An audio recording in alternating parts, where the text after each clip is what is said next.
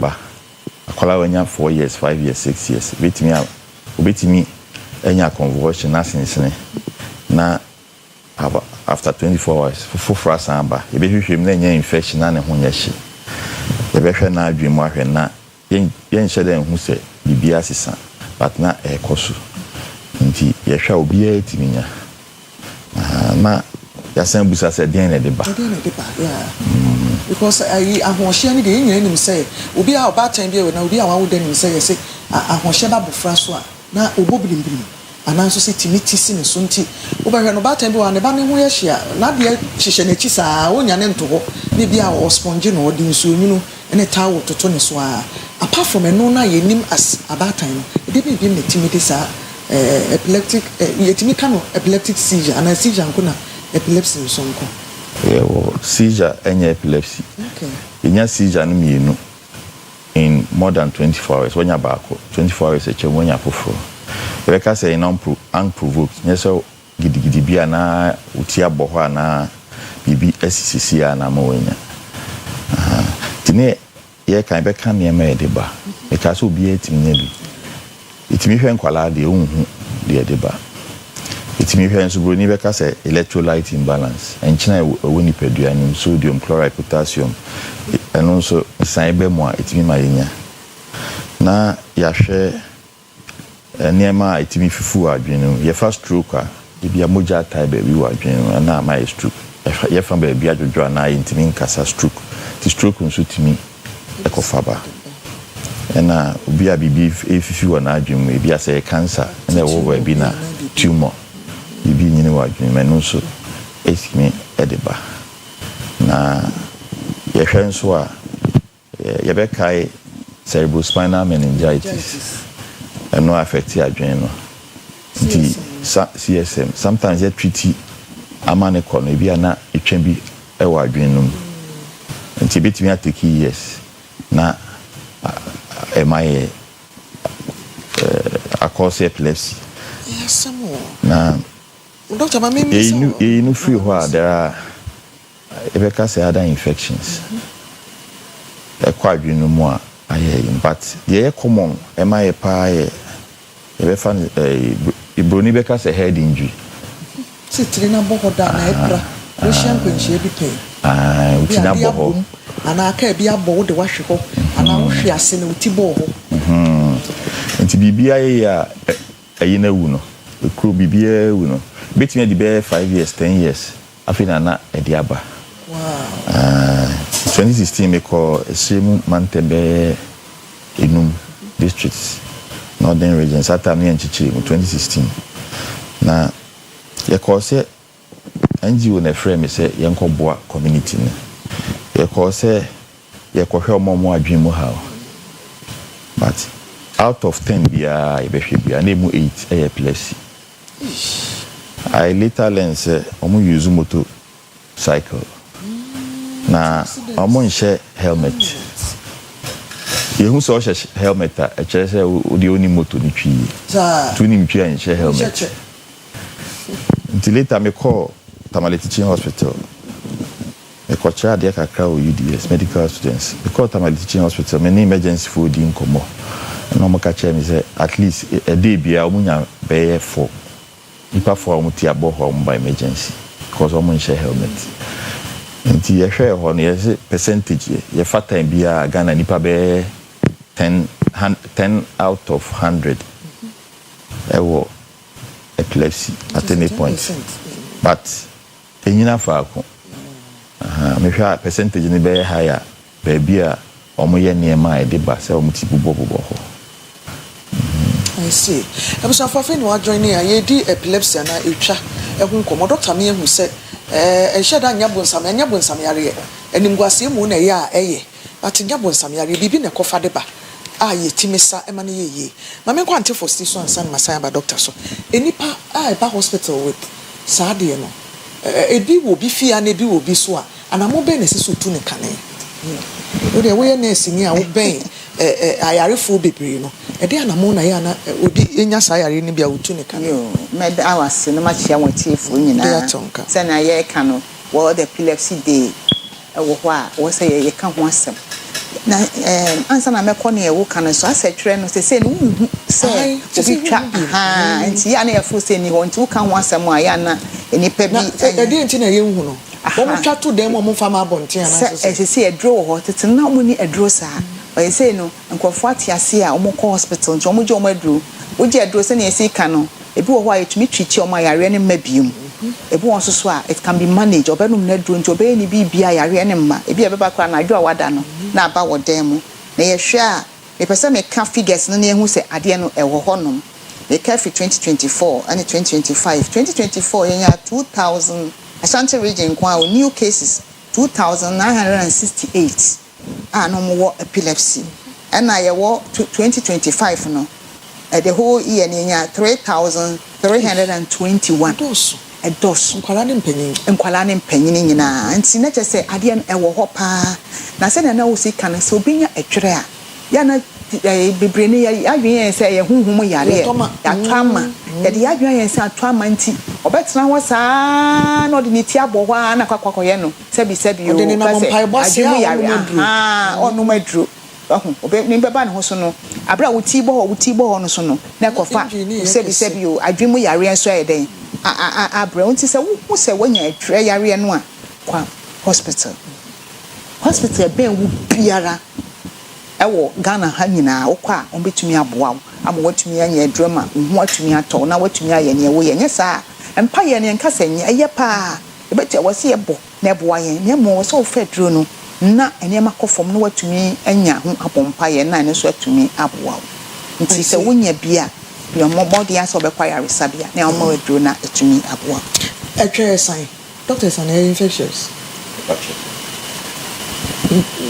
sa ebi wo bi so ke kan ye se o twahwe na koso ni mu a ne hu ntesuo no e ka wo a bi ye me ye sure say what bi da ana wo ye keka na o ka wa e te se de kraman ya wanya rabies aka o pepepe nti onipa ne emini hwia no bi edwane obi esusu o koso ni mu a na sa no o se bi ye ni wo ho so me nhwe se ensan de a na ne e de ne betimi aye de aboa ye nuanom ne ebusuafo a omo ni bi that's no cre said the aka no cre bia nim se esan na mpre bebre no omo adofo obi no otimi enya sisi a se wotwa hwe obufa so obi kwa to jema wo obi timi ko to jema obi ne wa hyehye se ade na eba wo you unconscious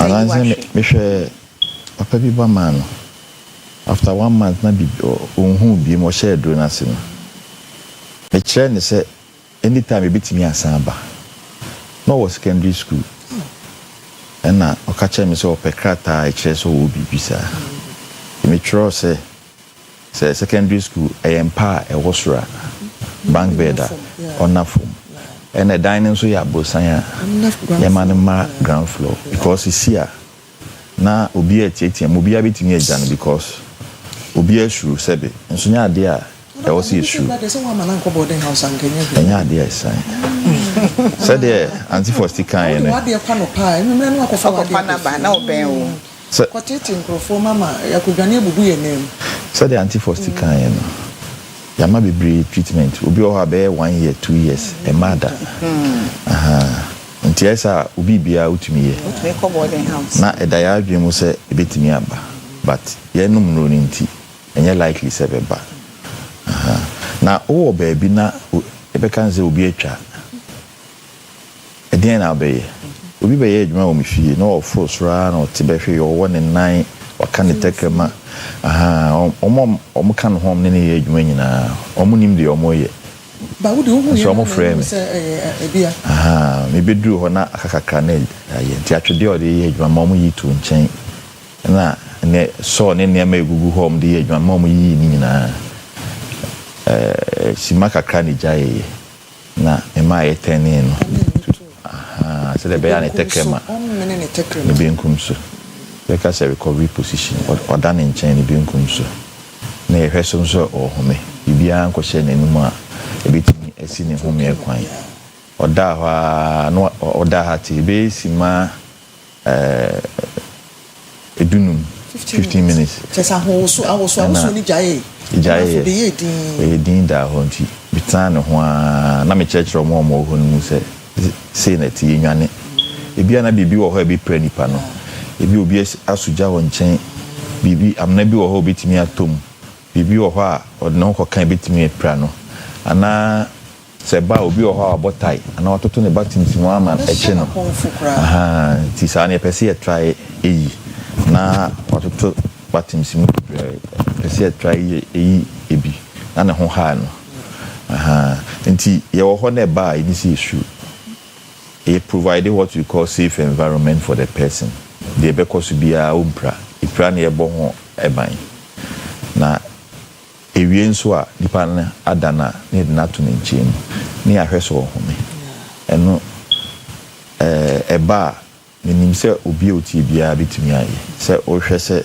obi home na wada bɔkɔ bitumi ayɛ ɛno ne ɛbɛyɛ de abɔ obi a wanya convulsion epilepsy a wanya fit ana so watwa apart from no doctor me sure say o practice no what say you region in garlic ni e de ahyehyɛ mu ani e de bi fa ne ni ase say de be ya nani na e ma ne ho no nani ne beba ne ho asin say onipa na say nani ni ne ho te say de ma aka e say enye koma no wa fall but adwene ni ho asa ohun ba bi odakora titru ene mofra ya no munya sa de no e de bi ba hospital we ba wi ana ne bo je ne garlic no eno so ya na eye me da se bibia anche se je ne de garlic ya de show ni mo a ebe sesen bibi was around 2017 private hospital referred me so bi di bia ba me mehwe no because na nipa no wa ye bete ne ho timi ma no so be ka so kokoma ana ye sofo eba osina etaiba no bompaya na eja bompaya na eja but we dey o bompaya etimi ato so be 1 hour the producer etimi ma adwen no say brain it lead to brain damage tinipa no edru sa etimi kum etwa so be brain etimi kum but we dey be PA hospital ema etimi boa no ma na oxygen ni adia ama usentimi bai no hoso nti de to aso no eba na less than 30 minutes esa ba quickly near the nipa no hospital because I want the betim din su nura fountain a monitor wa and to aso na san protective brain okay me your time na so until for 30 seconds mama emisa o senti World Epilepsy Day Ghana ye di ne sen ene na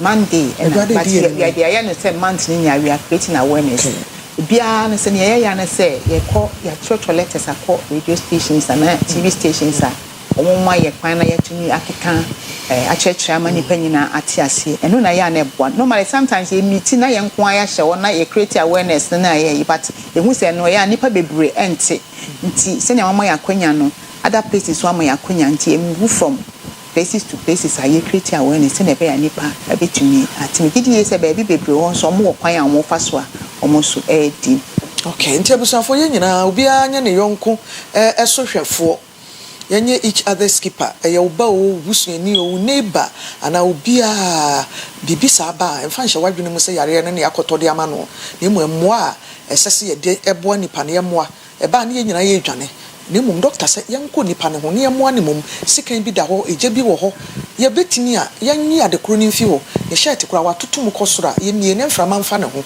na ye mfa ne mra hospital so ntinye abonsam yare said ye beti no ana yadwene eye no ye di si ana enano peye ne Dr. Francis Opon you are a regional psychiatrist ene Auntie Faustina Nuakon regional mental health coordinator ene we are seeing Epilepsy Day ye de bosumi February nyina edie no ye bo ho dero bosumi mu ade ne Auntie Faustina Dr. Besanya babie wan san na February akwawie said be ya betimi akai ho na aboa me din de Kwesi do a me sorry ma ye the health and lifestyle atoamoso asumbi nka mu nyina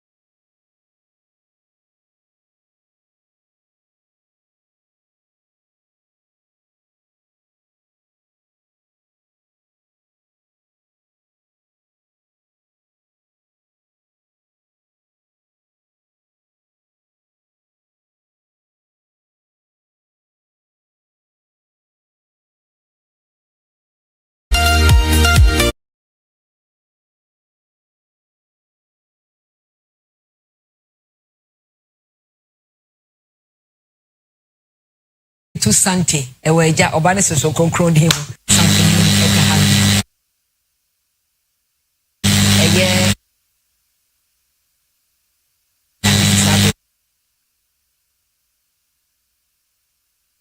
como afalong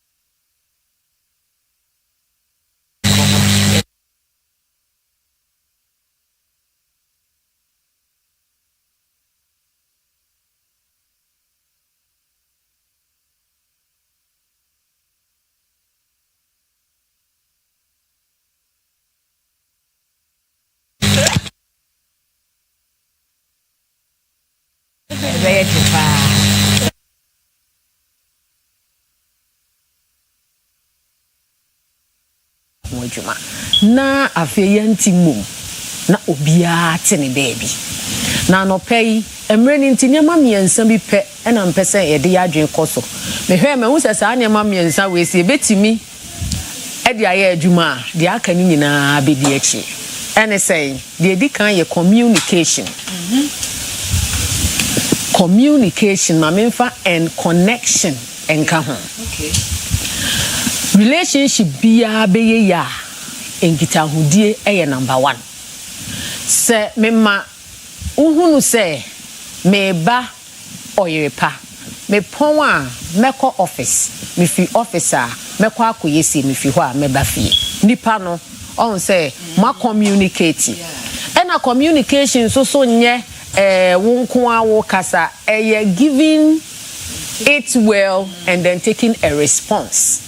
And to say a bomb pie, we are near you. You're catching Yami and near you. But to communicate here, did you hear from God? No, and also I was okay. And dear be a choir, I was saying whom I am Eba. And I was saying who say Nipanoswa walk some natural or said dear walk can I say. Jana during counseling, no your activity be say. Ube repeat say one tiasia PSA na wo say upon wa ubefa yi asori da ho ansa na waba so o kan yo ba nipa na say o kan ni bebre bi wa tiasia enti e wo say wusi suma ne hu say sa enkomo no wate ase most distance relationship ene kra de aboa phone so ene text message ene audio ene nyamia dom video abeka ho enti se nipa no nya woni ne netia ma communication no enko wano yeti he yukura yedi nkomo a ye wo TV so yi se ye pese ye send text bi ma obi quickly a ubetimi text and then we meet and nipa bi ho 2 meetings at the same time technology are making it possible enti communication ne connection oni won chen enti ma enko so da bia PSA number 2 trust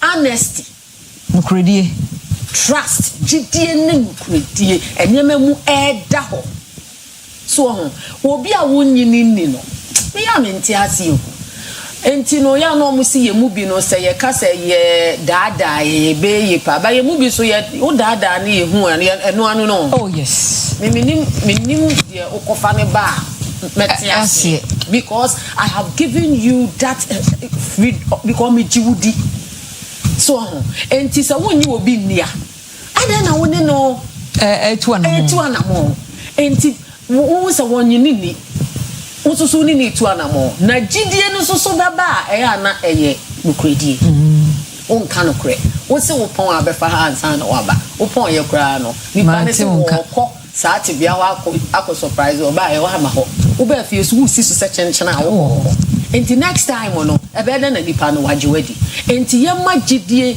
eni nukredie because oni won chen ti wa ma na anye pefe a e de nsem bebre beba e na yen 33 no yen set clear goals woni mi se obi wo ho no ma especially abrochefo no obeware na e ma na dwena ne se daache obeba be fa no akwa abroche mema ne so saa obi okra na wo fa saa nipa ne so e na akopie mu abrochire enti ye sha ase na mo anseti clear goals a penid minimum obi a nani ada so abro 20 years ama ware na ye style be because na nya need that so say brand so no nya na adwe say obefa na ko ono so say nko ntena ha no mu develop o mu businesses and set businesses later no obeba betena ha to make sure say every year bia na oba bounce na goals ni ne clear entinama obia wo bibi wo na adwe mu yes so some ma goals ni ye clear e bia ye adwuma mu no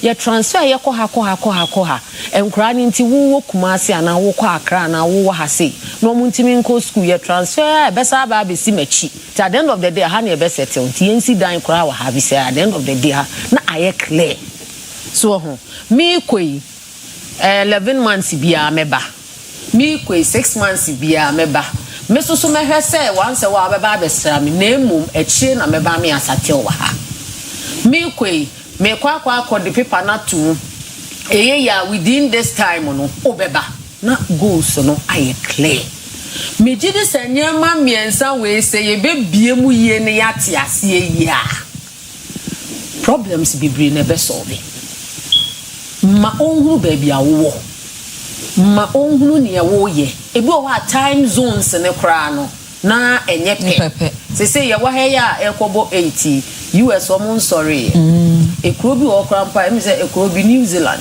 who bi na kasa ho no ma che say this all train ma e bo ha be 2 say just a time still be on no ma e style bi ento say mu time zones nya kaka ma fra na wo fa aha so ye wa adwin bi say be ma ekwa abrochira okoware oba broni no na ye pepa no ko baby wo no na ye ena be ma de onte hokwa ena de na afebu nse ye ke cancer ma obitimi fa obi kura we area ho se monitor me ye ma me interesting no so enti wo pie kwa obi abefa na pio ena obi hwa na ye ne wo fa wo ba ko na wo fa no kura uni me no. You see, enti ayanyama bi a adding, and it is for the matured mind.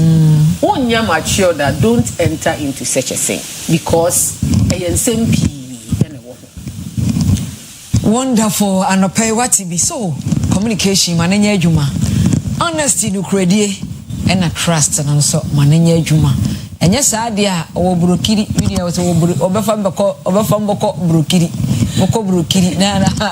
na de no ankoye yes na te ana wo dwene ho na yam hyehyew yes asemo enti reverend here communication so I was say to so say I was anajo time bia na was say obu ho no was me dada text me message nyam nyane I was say me da me metisa pesi na no krasa na metimida yes wo say manam you manam no o say e mu bi ntimi na bebresa yes ti unya na jone kakra ampa na fe na sa ebe me se madam fo bi nkowu okonya aboga bi da aboga na jo no e me se bi no mu nya nipa nkasa wo mo so obi wo ha onyawa opese be 4-5 hours na ojina ono ye adwuma na ono ojina phone so anye yi ono ojina ye adwuma nipa na so ne time no o schedule nkete mewe na ohun ni say 4 hours wo di be time so a waste of time nipa no so ohun ni say oni hu adaje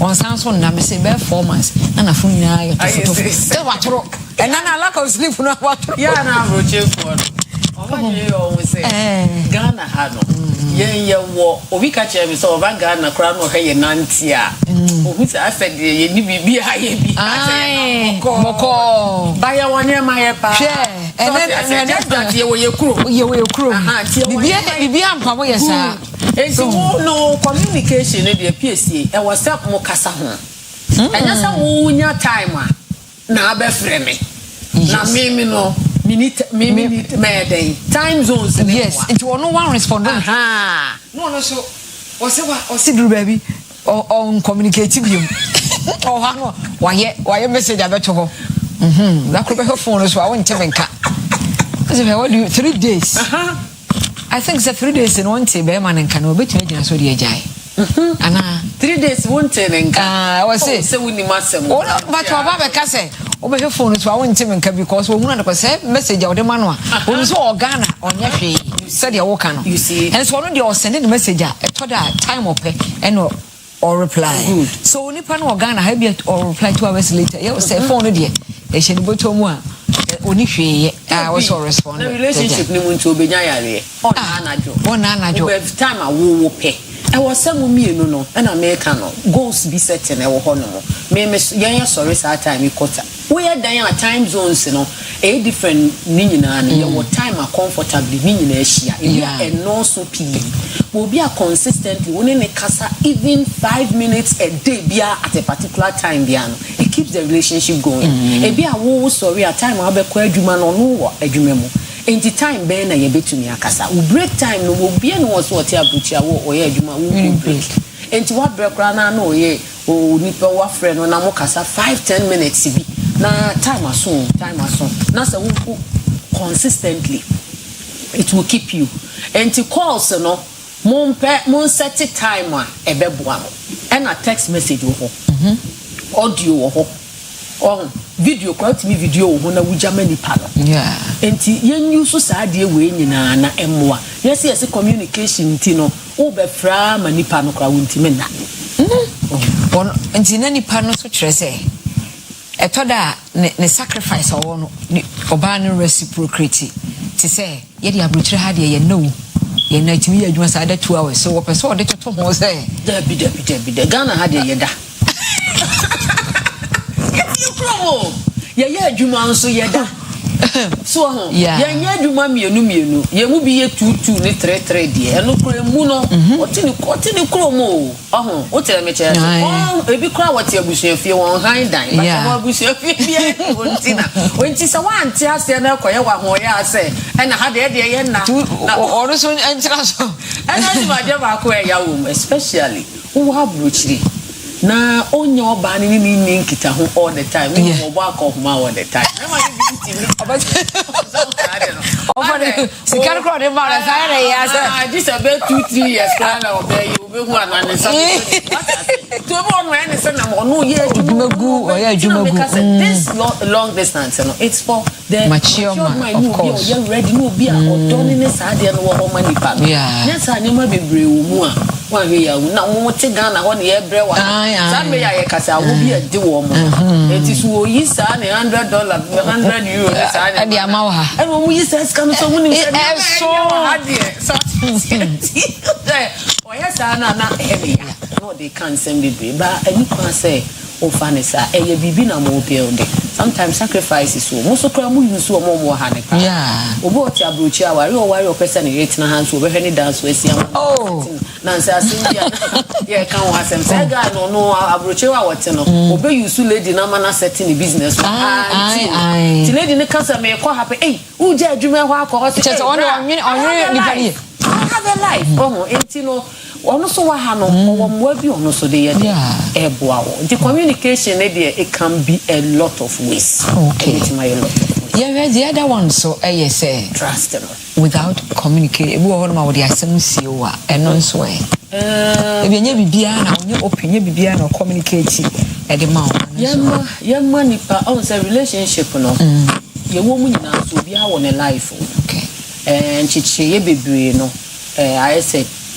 watching at the time ete obia won life and I was so hu nipa won na equal relationship yon krofo bi ono ma waware o montem ne ye kama de ope bi o ye ma but the life no on so involve you so dem e che no etu ye obia sa de ne hawa na watwe ho mi hu ade kronti aye komu etinamu wa brade e koso nyina ye mpe so hu dem e che enti obi ono ma ono wo relationship na e koso but obi awon life obi okra wo life kra no ojiwudi ti obi kasa wote yi be bi anajo wana ono ko nim sa wote ho obi okra na ka kire wo sa de na ahihye fie koji wani mi ni ho nche se ojini di sa wo kono ko e bibi boni bi so ho etu obi awon life ti se mo mienu mo amadwen se everything is open mami hu ne ekoso misema mo hu de ekoso na ote ase de fine now be on my PSA untimi fa me cheche ne sa said the all ye bia o ma hu e da se pa na trust no so na ye sha se no a na wo kaso bu ha o mi gina ha so PSA o ha no o de what na ha se o baby o ha o ka che ne se wo yere wo baby a wo no e ka ne ho a a man be okay. Oh yes. Once a provider say yes. Yes. What else? What's your broche life as say so Obabo Ghana ba na central defense. Minimum problem. Minimum bi mo kroni di. Minimum ne say ya. Na ye broni and wa be fa na ye Ghana ni ene ne ko. Broni no enimu say owo yire Ghana ni wa abrochire ho. Oni broni ni wo ma 2 oni Ghana ni wo ma 3 otimi di broni ni ma 2 ni kra kosra Ghana ni se bi on be hu mu nua ba na ye Ghana ni so wo yiri broni tie what time o ma seti oba ne ho o se obe fa ne yiri na manfo ka che ne se obe ma problem we nye yobo o se obe fa lady ne ko ye no kra lady ne kra na ebo anu ma ne wari broni ya broni ni hu de kro so de mechi enti ma jidie ni enema mu MBA wo yire wo ho wo de na e wa ha so ho en nkrofo na ekeka kire so ho de mechi enti trust de ene se wo ma ade aye open no nipa ne ntiase ase obi afa ne ho ye wo ma ne bi wo no ma ya ntiase ene wo kyena so ka ho se me wo de mesi ha no wo sa wo obi wo ho PSA bi aminu mienu ye ntiase but oba bi wo no ma e ma ne ya 3 kra na so bagawa ya ni bibi e ba ne de o fa be enti ye guma ho do ba se ye bie mama obi a te de e kwase so de mechi na wo ye na de na chia ne se wuni aba e che no beji wedi debi so empesa me ko biyo na Kwesi bia ba mu ntra no oba bi na ya wari ama ya hihye bibia ama no ni kru no bae sebe oluma yo na mpa wasi de kunu kra ne mpa bo a odi fura bro jire e bo ne na ase odi bae wasi mpa wari te se shape wasi mpa bo ne te se shape nti won wale be ma no se ele se wo hu no ne se mama wo hu no no si ni ene ni coat kra de ene ne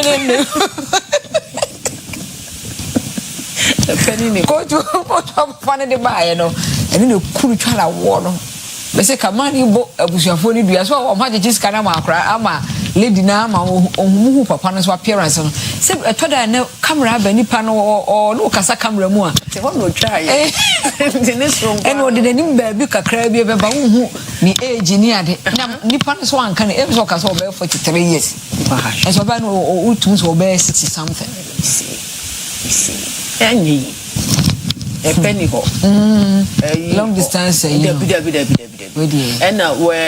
obi a hu no meaning gentleman be a worry lady no mo worry 3 months ni kuye enti o ka mo asema na me say me hu mo na me ka say no na me nim me da say but me share mo no the way na mo ye na me ka say be a girlfriend that we jane ho kwa wo ba be worry also me dem be ba ni aye bibia wie enti na me hu na na mabambu ye na me ka say o wa chen se de o camera so na ade a hu ye na wo tiska bu ye wo atare o and the atare de otimi di gugu yes mpa wa de otimi ka se de me hu se sitianya sa na tie na nipa ye be ne ho ade ne na tena de wo mo ye de picture ne e da wa kasa na se o di kwehemu a wa ha waso be she ene kra snap ne ayi no etimi filter obi bia wo ye tuntum no aye kokko na ni bo ni ma ye smooth ba afo be hu no na se pimples na fi wa be mabu e da say Reverend Mrs.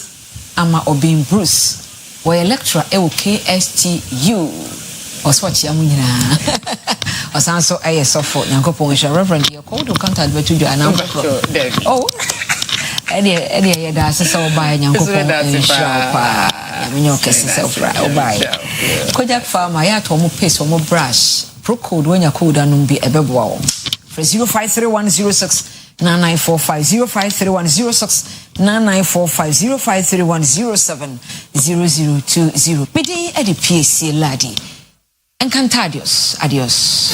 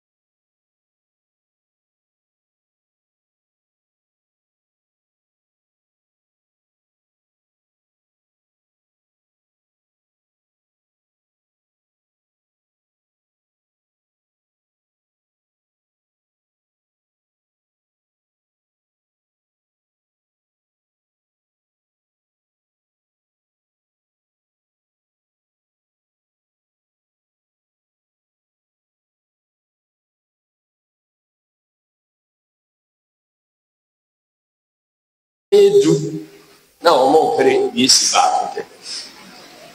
ba bi kura nse nkurugu anase nipa 28 ena omo pere this akonwa so ya ba pe enti de tie bia se nipa 28 pere adie unya de ma ba kwa pe wanya 27 enemies meboa na de tie bia so no ba ko pe na de be ma we Jesus ya oba wiase a odi abodo nu echema ni pam pem nya bi obi anya bi di ye no a obi ani wa post be sedu obecha mana so ni pa pem so da ye tie bia ebi be di kanya ebi so ebetwen na moko brade na obi nya na wa nya obronsa le di ka de adwene be hye otrim oba de oka ni se na o hwe bra wa bre pa na fa tia ye osi ade a wo pe ya mfa ma o ja koko ya sisiu we de open so a ya bu kwasia ese o ye ho bibi se wa nyina ngwa jira we hu na o wada de o poison na o party bibi bia ye ko ye nim bia na o twe silent na yema ade no sen kura ne se ye nuanu MPP4 a ye nim wo mo ti o man no no ade a wo ye ho ade pa ne ehuro ye nim se wa corporate dis na on sa kan uchamu a omo te wa ni aboye nsa hey this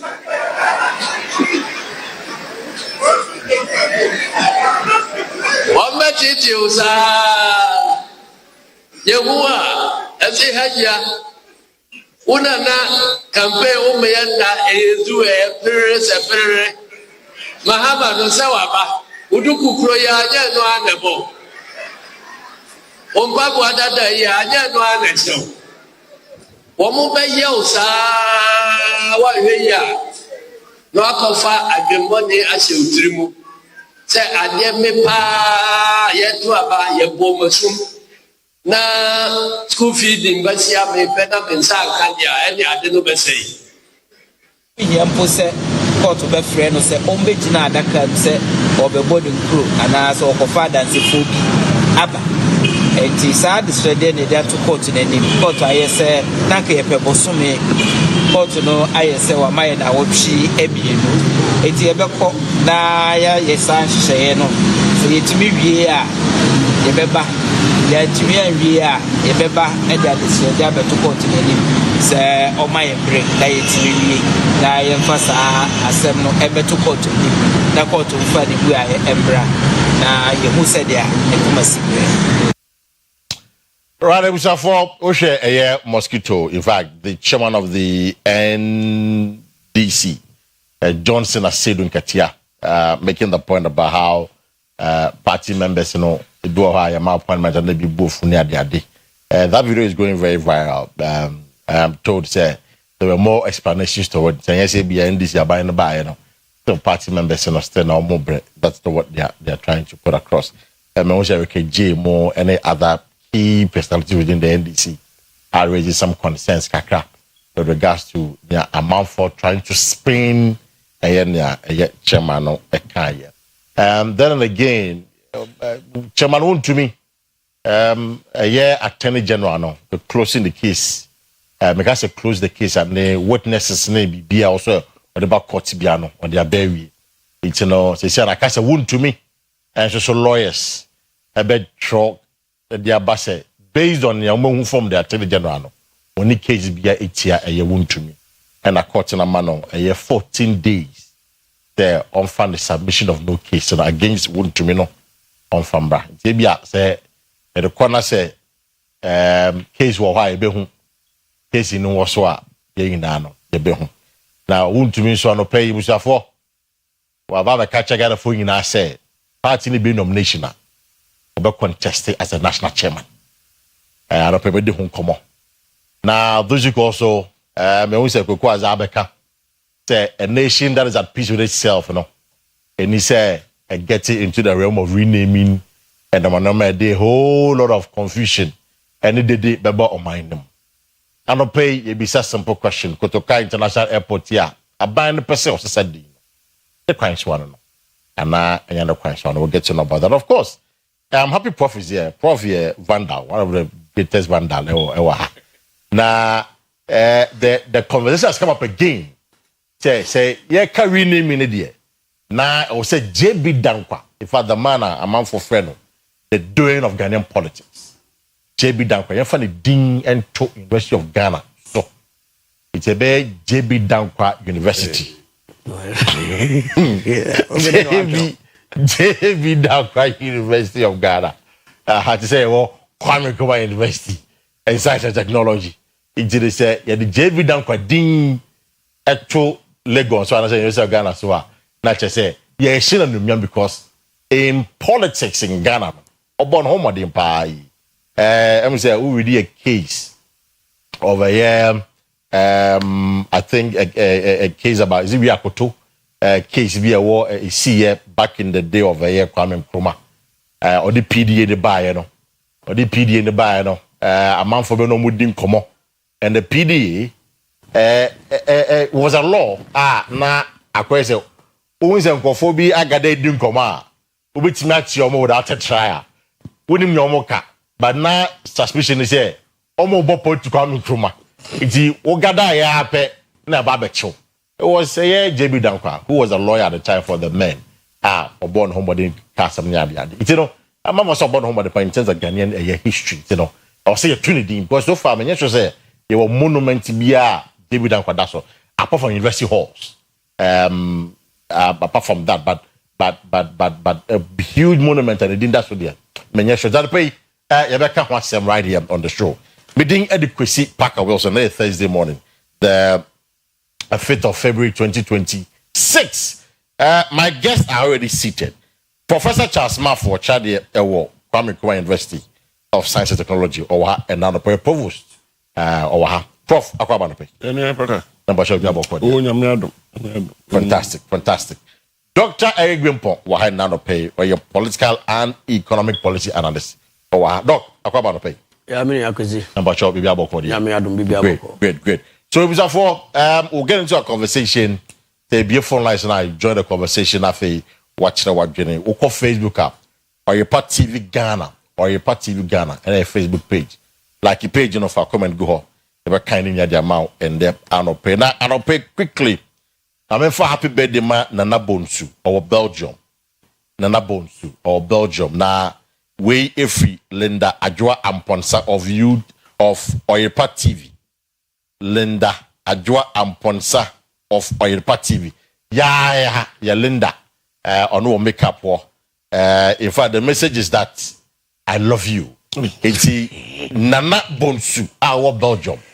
And no pay ubi bia wadye na we nanka mo radio so anka me bo ojika ewo me akwani no abodan se ano friends kempaluta ewo no it's Linda se menka so ubi bia wo no aja se ubi bia ewo no ono se ne bi bia ewo it's Nana Bonsu our Belgium and pay wo hwe ya Linda Amponsa ye no wo dwuma ma o se ma happy birthday and there obeya konta no takonta ye na so ma happy birthday you know akonta wonim na so we akonta wonim menka wonim na so we e jano pay akonta ye ma a happy birthday akopon koso a on sha na on bo ho ban ebusia let's have a conversation mapacho mo fa won to me ye statement to so mami because and a breaking story in the bar ye chairman won to me e dia base why consultation on nyamya kasa wahwe yamienim obompaye na oye consultation nyina no nya abene se party no ebie nominations se mo ampese mbe chairman of a party na wono won to be no and the Oye Ashanti Regional Chairman, Onubejina as a national chairman of the party. I say our party has faced challenges and learned hard lessons along the way. At this critical moment, the NPP demands a leadership that is steady, principled, and committed to unity. A leader who is grassroots personified, who values every member from our elders to the youthful allies, and who is willing to make the ultimate sacrifices for the party. I, Enyame, but I'm quoting him, I, Bernard Enchubo Isiako Chemawuntumi, having consulted my maker and sought the counsel of party elders, hereby declare my intention to serve as national chairman of the NPP. I do so not for personal ambition, but to strengthen, rebuild, and unify our great party. The road ahead will demand vision, courage, and unwavering determination. Leadership at this moment requires bravery, the courage to stand firm, make difficult decisions, and be willing to lose everything, if necessary, for the NPP. We are ready, we are organized, we are built for the battle ahead. Together, we will restore confidence, empower our grassroots, and position the NPP to win decisively in 2028. This is our moment to rise, to lead, and to deliver for the NPP. God bless the new potato party. God bless our democracy.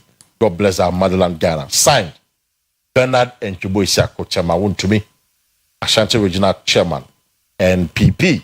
It's a all can will tie it in with the victory of Baumia and issues at Ewohun. It's a prof. And let me start with you. My kind statement, come on. Very inspiring statement. A statement that its principle no more about the courage and the unity and the battle ahead and before Elkono. And he believes or Karin Hua, so he's the right man, also the MPP. Elko 2028 elections. What do you agree? You Paka, maybe that's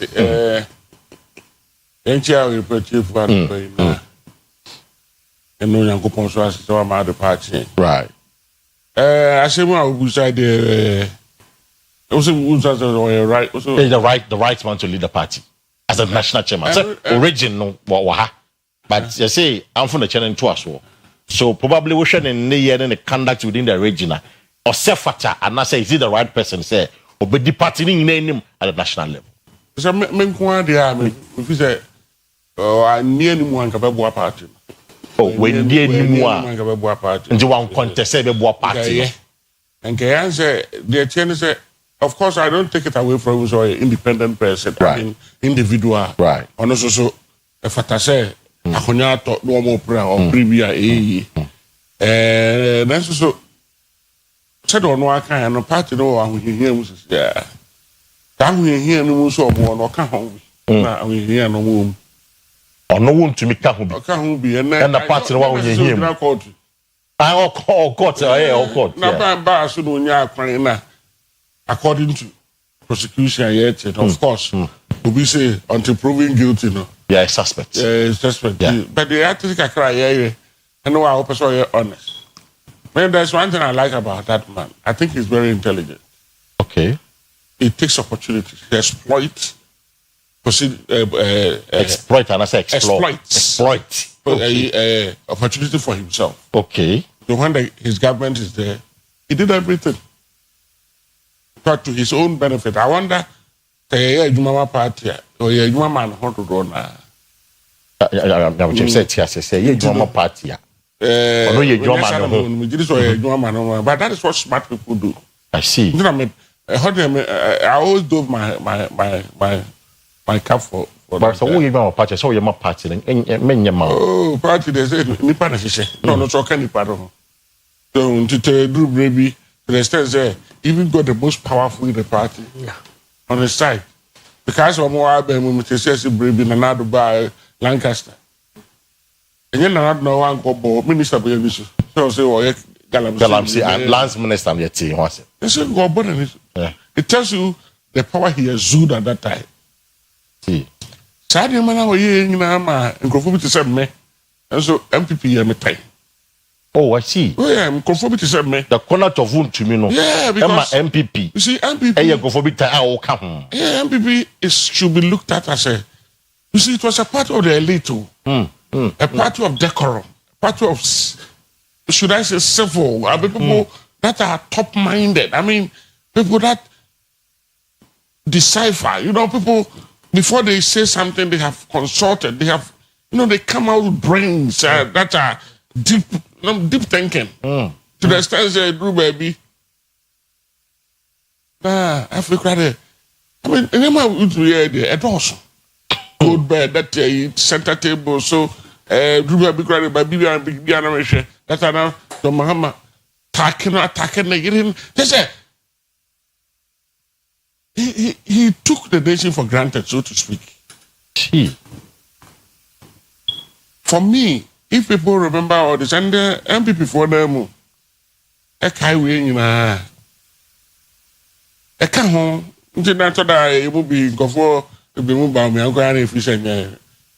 the actions and inactions of certain individuals in the party sang the party. Not only maybe by way failure to hold the economy or whatever, or the shortfalls, but what we have this? Into a party of some more rebuilding there. You want to go in for people that are, I'm not calling for saints. Okay. But people that were not right in the middle of the mess that they committed this nation into. And I'm not saying it because recently they are all admitting that they failed. In fact, that is why some of us will plead that Ghanaians should at some point consider them again. And will be to me accepted the tendency agenda or babu or betray. An example, a clear example is John Mahama. He's doing awesome because of Nema and we just simply so can or campaigns. Right. Right. That same principle, no. What in amount to say? He has learned his lessons. I don't know. And to our mass, no. On the BM if he becomes a national leader of the party. But as a chairman. Yeah. And I'm saying, as a chairman, he's coming to contribute something to the party. Right. But at this point, and then my said they were saying who fear funny and they had when we want to clean the presidential candidate, we shouldn't go back to cleaning the chairman as well. And again, surprised I'm so much didn't we hear, especially at Ashanti region, when they met at one of Chairman Cooker's center at I don't know how Longford horse. Didn't they tell Papa Yan one of the president Jaco said the Fata no national chairman, and they all put the onion, and that is why the money been, I think, didn't go for this presidency. Okay. So for me, if you are looking for chairman for the party, they should go for people that can be. They feel we are I see. Obia heard anymore so and issue. The divisionist tendencies of Wuntu was too wide. In fact, so Osaka Ashanti region I wouldn't expect them to vote for him. Enjoy Uncle Ashanti you can lose. No, you see, he does not fit the party's the agenda of the party this time. You see, he has his positives. Yeah. And like he said, grassroots there. Charisma. Party here will be all charisma. Which means a charisma. You're very charismatic. Charisma. Only what he has. Freedom. And only charisma. He said, "I saw which means freedom mobilize your man for the yeah. He say in money no. That's why. I know my own charismatic. In money I know anyone na ye by nay. Me said them before people they make one of my so standing center. There are people that have, should I say, groomed themselves. Okay. And that brings to mind people like Coca Header. Yeah. They have groomed themselves. They are doing great things. No, Chanko is Superman. What I say. And I wouldn't expect him to do. Again, you didn't cry him, so I entertain crying. Or, in fact, say the artist here, who are we him? I think he should be focusing on his court issues. And I could do that. Some not can let them know. Yeah, some people are not co-president. tete mo machi mi onye man you na nkofo kwatra na any fee nkofo kwatra national security for bound or say I know na kokodo no I don't mean to kind of ridicule, but and now can be ridiculous. No, I can't even ridiculous. Just writing. Receiving and they might be I'm a very dear person, adaptable to every climate. Then a penny retro.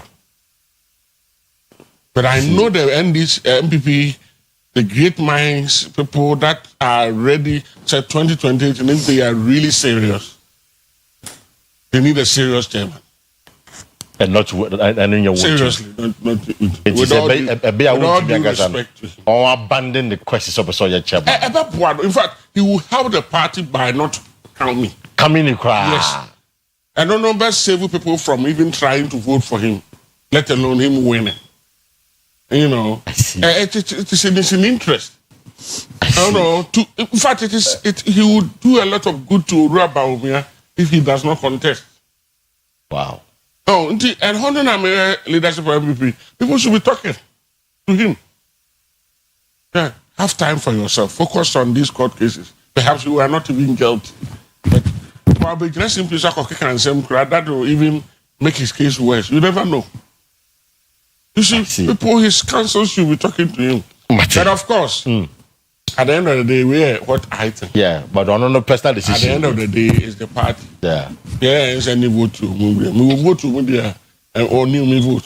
But the fact of the matter is, as I began, he's a smart chap. We don't take that thing away from him because we'll be out with a huge party like this. But when I sent the chairman, along with it, or any business, that business, ultimately go to the United tables with it. Well, he has smarted a lot of people who thought they were smart.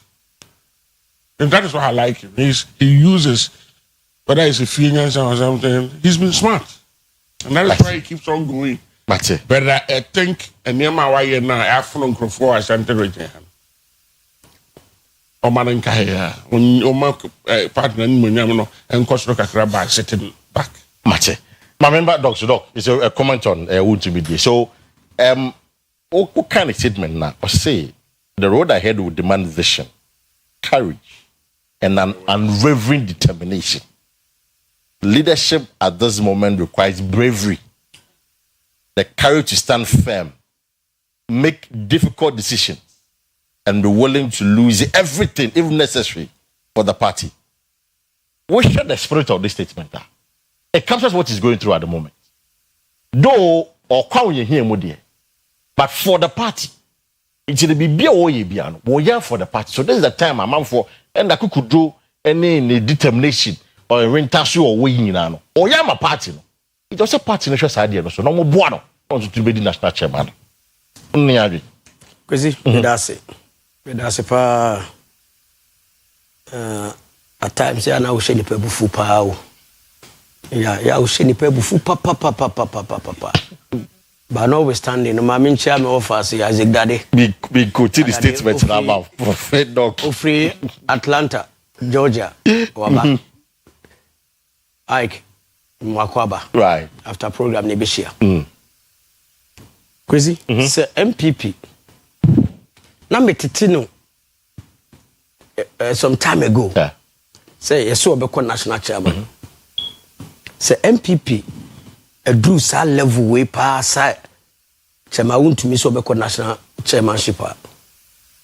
Na che say MPP reduce it to the barest minimum. I think yeah. Eti ensem wo ya okeka we mu no. Ensem a wo brobro so brofui. Okeka yi. Wuntumi so we honest. We honest we hefa. Ne honesty no hefa na or your first we ye. Me I have always been against the Ashanti regional chairman cry. Baby a MPP full mashe. A chairman ni wuntumi. Afedi okwa national. Okwede. So that's I don't know what be. Baby a party na do no, we don't need somebody like Untumi. She Untumi why yen who fin to the stand say and say oba party no ho kra bio so oba party no ho a no kra wom ni say dodo no abesa atra na prof ka bibi say ya na ye the blame ni ma ba wo me fine ba untumi any TV station any radio station any ma MPP call opposition say your quantifier is about 45% omunko. Really? I'm telling you the truth. But they were doing advocacy for the MP. Advocacy. We campaign am MPP. Omo kwatra so bia wuti omo we campaign am MPP. No. Campaign on no moye no. They a negative campaign. It was a negative campaign in the sense na do kra no da ho. Eno mu chusu say ombeka de ebeboa wo mo. Hwe Ghana for adwene no ena form saa wo say Ghana for adwene enya adwuma. It's never true. And the subway so mugu president o would say out akọ oni wa wan no what akọ interview mu. E ya hwe say my boys nika. Say metie we interviews with them any other media man mu ko ho no ma.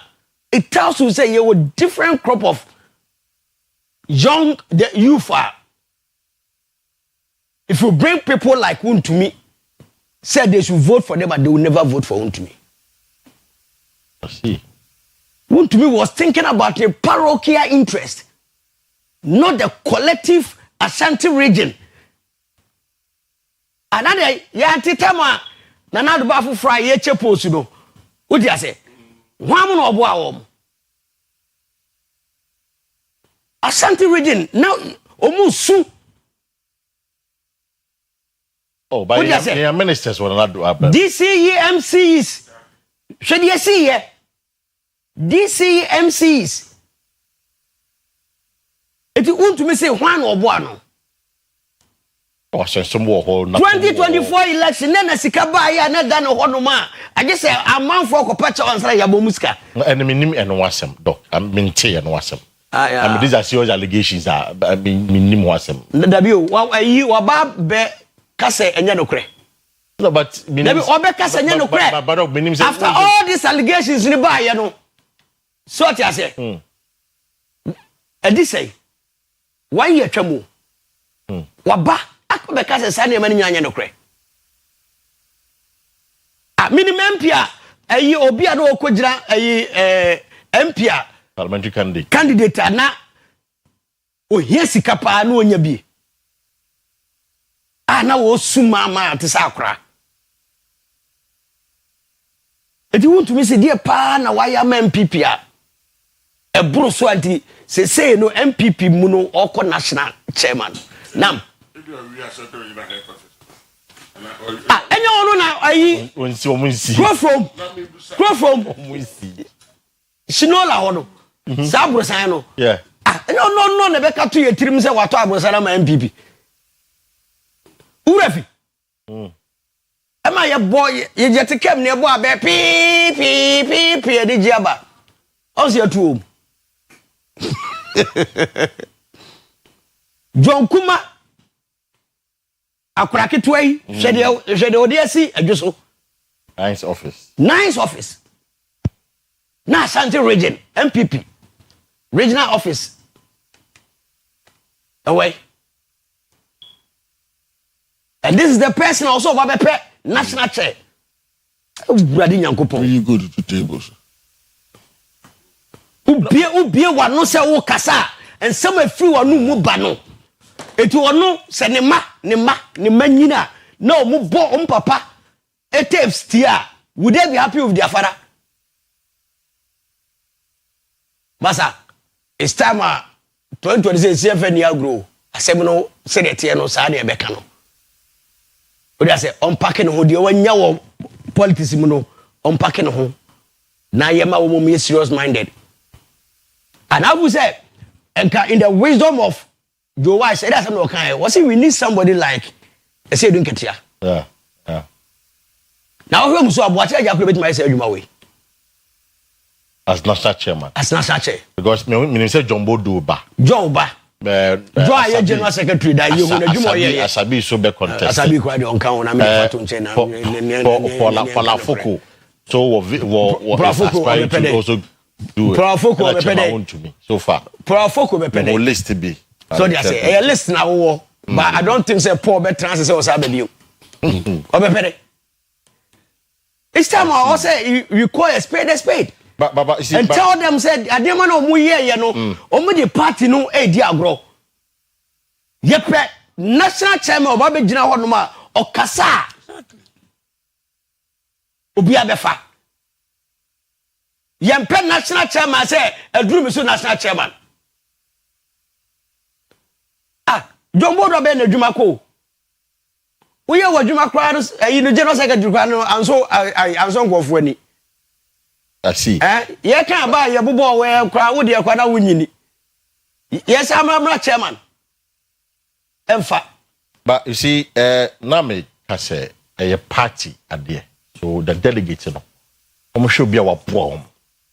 And we are told and learning say won't me boa manfo. Na he's loved by the party. Delegate no. Mistake. So oba ye budget so. Mistake. Aya motaye bisa sa question say delegates no. They waboa wo mo. But is the party built around the delegates alone? So that's it. And two for say won't to me ba be national chairman. Hwamu na obetimi akasa convince wo mo. Hwamu. Why no feel too much o? And now case way at the chair case way obi otimi bie wa no kan somewhere pa fa former president o. And you think say ye man be lead MPP. The MPP no near nimu no. Some person sinking more there they should allow him. I see. Some person MPP sinking more. Should allow one to me. They should allow him. And that's all be who cross oko pick a form cry. I see. What says no? What trouble for kese away. Letter whoever wrote the letter for him. Why any great disservice? I'm telling you the truth. I see. Whoever wrote this letter for whom to me. So a consultation with his maker. Ni na account. Oni ya meeting. Na de enipa ni nyame ani nkomo ekosi say program bidding. Nipa mu bi ni nyame di nkomo ekosi say about election wo. Kwesi yes sir. Edura no pass ya. Oh Mr. Wa yentu eboase. So because same way there. Aba. So the list I have here no. MPP pa me pa me si tie kosi. Omo pa omo nya mistake. Na at the national level kra onkoye porter. Onkoye porter on national level. Ombeti kakanka. I see. So Lester Mensaka potential chairman for no. So John Bodo, as I mentioned, Boche Jacko, chairman want to me with declaring intention that Asabi, Edward Boatin. Okay, Edward Boatin. Yeah. I like that guy. Yes, Edward Boatin. And Amokwata, the former Rose Minister. Amokwata. Choba. And Palafo. You know, these are the 7 names that we saw for. The same name, he said these are the potential individuals that almost contested for the NPP. I think say the 2. Yeah. Why? Boatin. Edward Boatin. And Jacko. And Jacko. No, I was also thinking about Fuku, but they will not let you. I forgot to me remove. Emma o message kakra when you won't let you. Na especially situations to know see the entire MPP need here obi a very deep in say. Unfortunately, they have selected you, and now they have to go back to grassroots. Yeah. To build a party. Yes. So you need a deep thinker. You need somebody who has been there. Somebody who, seriously. I see. Yes. Let's tie in with the about victory by. Look, was it surprising to you? Now you a year the cause for unity saying kabom no. So you find how. Now it's surprising so we. Kwesi, na makano ho I had them over and over again say no matter how Baumia will win. Right. It may not be a surprise. Okay. Even they no cry, they of no cry no. Me wa hanum medical can cry sana eba. There was no way said now Baumia into me and when it's our election no. Obia na wo baby na so na ho de ahwe. And I'm pass so o maso ma ho de ahwe hu say ebia after Baumia no. Say nyame emo mo nkwa no muti ase a ombetumi because somebody like Brian say as a matter of fact pulling 35,000 votes no was a surprise to me. Okay. Now 18%. Yeah. Now he say offer had 5 I had 10. It tells you say we better test what test no. Tis already no year adwuma party no more. In the near future, no, they will reward me. But I said now, Brian, Nick, Ken, we never be too. About me, idea. My now, so that he said the question is, parts and I segregated. But what share Brian figures? What share Ken figures? Yeah. It tells you, say, yeah. But what Kabuma almost about 100,000 delegates. Anybody, me, yeah, a horn no, a horn as you say no.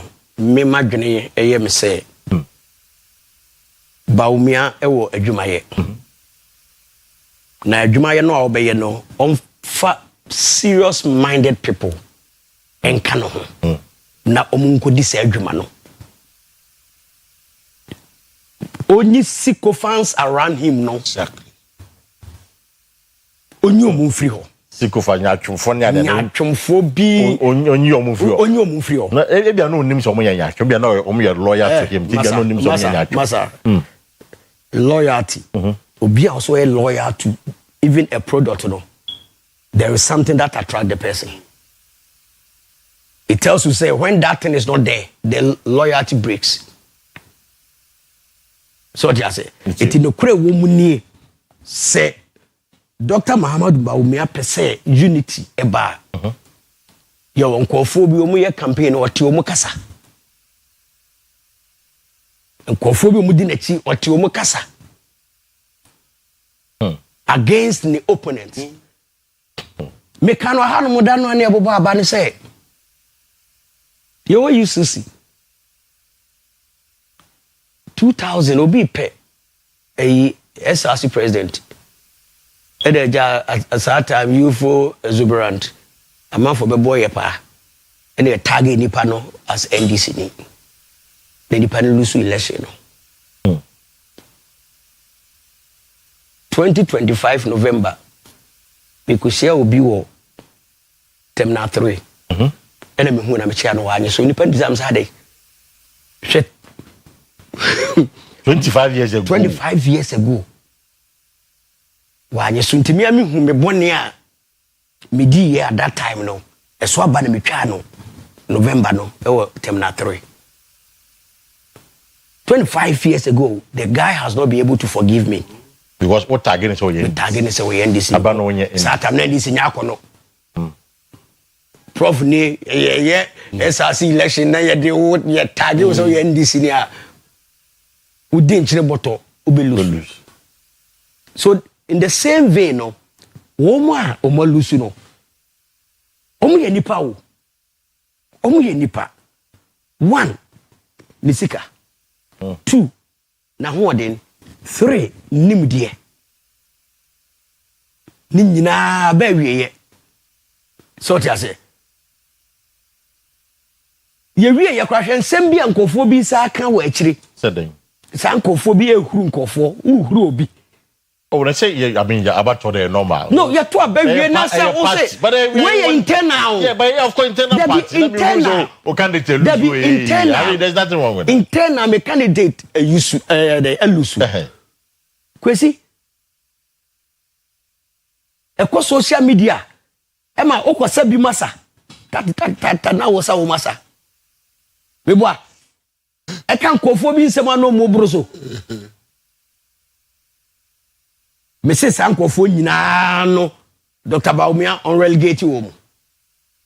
I see. On relegate wo. And now Adia ba get you ma obede mini 2020 election because Debio or relegate you mo say your nkofo bi o no man say ba nkofo continue ejuma o ma wo ma forefront anymore Ongaso you o ma Ongaso you ma free okra forefront let them work behind omunye ejuma eto mo pa omo nkom constituency no munye ejuma constituency ho e ma no okay sincere because mami cho Dr. Baumia campaign team no nkofo bebre o ha wo so mu free mo nkofo bi wa mo kasa aso they open their mouth alata ni be kasa mouth as they open their mouth no na a drunk nkofo back back be am Nitria yeah what to the prof kind was it back be na Nitria no it tells you say young nkofo bi say o be wa haji no say o ben campaign no cry I see mami cho the Ghana for adruni Kwesi say we ho nyansa ni too much o Ghana mbema wasere wa bra wa no achia I see but I see it's omo according to doc omo kasa enye de omo nye de doc expect say ba me be yomu na to the back bench na odia foforo they are front na omaye campaign na no that prof o kasa bi e ka untumi asem no o kasa me it stuck with me me dweno o say the phrase was that obi biara was part of the mess under the MPP no and he said obeying the leadership na ade ho nyina but one will also argue say Baumia was part of the mess of the MPP and there are two abanama no what is the potential danger, that consequence on the candidate Dr. Mahmoud Bawumia? True. I win about. True. Internal America say the ordinary na ni muna ankasa ko get na ni wa to vote. Yeah. Oh no there. We say he doesn't have a choice. I mean, SOB leading party on me. In fact, there are many of us, and you have heard it. If you cry, say. ABI International Bawumia say man steer because the steer was not with him. You want to give. There are so many reasons Bawumia can give that will tell you that he wants to be his own man. So let's give him. But last year, I'm fighting America. You say Bawumia the baby I say not on kaho. But of course you can also blame him entirely. Say other than take the ultimate decision. Right. So every point you have to be magnanimous to Bawumia. I mean, and again, Obi Asiedua kakra di there and do between me. What I say, talk about the digitization. All do me say that this will elevate that conversation a little bit because before digitization there was digitization. before digitization. Yeah, some of us we knew it. I mean, in China they didn't also. If you say there's. I think, you see, President Kofi was saying he's a man with a mission. Yeah. Or say he's a man with destiny. Use the word destiny. Yeah, you know, so that people like Kofi that do not say things wow. What you say, make me free say. Comparatively, no. Say okay, say, but me I can't area. Me grab baby can say. Not me about me at that time. I would have gone home with Nanado. Okay. Nah, I'm gonna mess up. They will come for me. No, but of course, you know, or also an agenda. Of course, because many will be discussed. Will be say when we are called, they would have written him off entirely. Yeah, entirely. Unless you're possible. You know. Yeah, unless you're possible. Men and you know, I don't fault him. So right. But I believe said Doc okay. In his bid to come back and answer seriously. President there many be he should keep changing because he has example with the Urajo Mahama to copy. Who copy and then there's no problem with copying. And I mean there's a blueprint. We all work around the blueprint. Right. And say hey. Now Dr. Ekra about surrounding himself with people with serious minds. Yesterday I saw something like that. But that Kennedy joining him to President Kufuor saying. I mean, say that Kennedy was hot there. I don't know. But I said no picture. No, but yet, this word that I've read something from Kennedy saying, say Ghanaians should give Bawumia a chance. Yeah. I believe there's talking going on. Yeah. That is what he should be doing. Already has somebody like Owari. Federal, the chief of staff. One of the great guys I've ever really met. Yes. In fact, the very question my casa but the personality panel keep me silent. The personality. I agree. Federal, Yes, something like him. What was that TV show? No, but if he wants to attract minds like ours, these men should once in a while come out. These men. You should be starting to talking to some people that have not been happy with MPP for a long time. In fact, some of the reason because of him, Baumia, I should be able to go to them and say, yes. I believe there is a conversation between him and the Kennedy. Because the Kennedy, the vituperations have come down, is now soliciting some kind of attention for Baumia. There are other great guys. Like Papaya or Bishop Philip Baku, you're there for Kudu Comrade Sammy Crab. Okay. Yeah. People like that, you know, they are there. Sammy Crab supporting in Japan. Reach out to them. But Kennedy himself needs to be reached out to. Yeah. And go for can I said you see there tell me, I said sure if you're a policy. The same thing. You polish some of these things. You know, of course, like a doctor is advising, you don't ask me to say, Kennedy say, maybe I could be do it. In fact, that will even defeat your purpose. Okay. But Kennedy is on carry no support to see no oppressive process of battle, including helping you financing.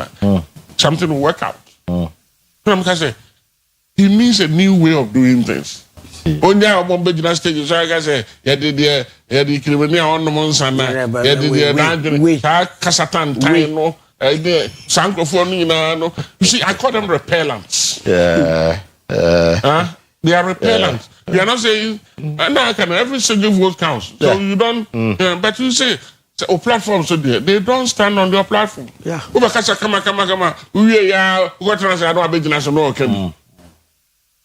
There I see. It should be strategic now. That's the word. Yeah, very strategic. Now, see, people are say, don't cry. I call some for study. We are for study. We are strategic account. Strategic thinking. So thinking itself is good, but being strategic is also another. Strategic thinking. Be smart. Hey, sometimes we work out even with some so-called enemies. You work out. So. Sometimes even telling them what they will benefit if you come to power.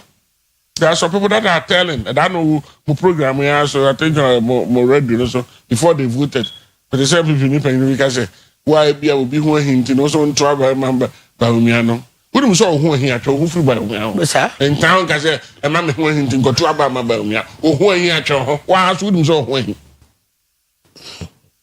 I see. Now, we'll come about second chances. But I mean, not we can come on, but just briefly on that. Any in common say, Omoa ye fino, and he said, I'm taking the front seat. You know, there are suggestions from one colleague back. Yeah, out of our studio. I Professor Masapo. Say, Yama about second chance. Or no about in choosing a running meeting. On choosing Akua as a second as a running mate. For me, it doesn't even have a choice. Obi choose or no running mate for what? How many? For 16 years. You should also show consistency. But man should show consistency. Oh yeah. I mean, choosing Akua as a running mate. Unfortunate if it does not. For the ancient right. If I'm open to reasoning. Right. To them reason. If you can put them, we can say this time. But I think if I have people that are attacking Napo here and there, one can say, right. In fact, since they lost the elections, I would say that he is going to some sort of hibernation. Yeah, some level of restitution to come. Yeah. And you see, and for now, some no be a film. Napo continue to be a fine gentleman. He's one of the properties when it comes to political perpetuation. I want in the future, no? The future. Yeah, for the MPP as a party. For MPP, for even Ghana, Napo is part of it. Napo is a fine gentleman, no doubt about that. Okay, they be grandma me. What can I say? The mama buy a friend microphone no say or no your friend be Obianti Dean or Kono say yeah. Who is on here? Your friend akọ boda na Kumasi fu mumre ema dede. Ema dede. But show consistency by choosing if you ask me as running mate. Nothing has changed. Right. As you said, we are for one or two reasons. And I said about this one could be. If you have the analysis now, me ya don't want some me and can be. Maybe I muno for baby say otherwise, and look, they have to convince some of us. I agree. Otherwise, I agree. It will be unfortunate. It will be unfair. Yeah. But Napo. Election time, who Napo personality. Yeah. The man committed himself. Ayedua. Mr. 47 on the way, Napo, an American. He's a fine gentleman. Ghana Hana, you pursue use interparty India. Can this simple Napo ye be man can you bad. Great. Because you see, the reason I'm Bisa Prof to say Prof, and for those of who don't know, Prof was a UTAC president. At the time, Napo was the education minister. Oh, yes. It's Prof, and in the same year, onim the year. It's in the event, Zabia, who names Zabia, Prof, why UTAC president there? I deliberately asked the question because one of the papa didn't get for so many as a and UTAC for and I'm going to say in quote.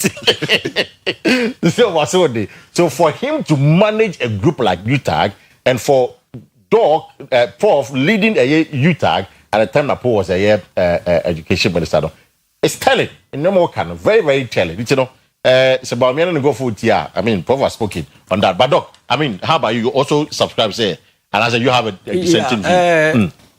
Mini any divergent view be okay.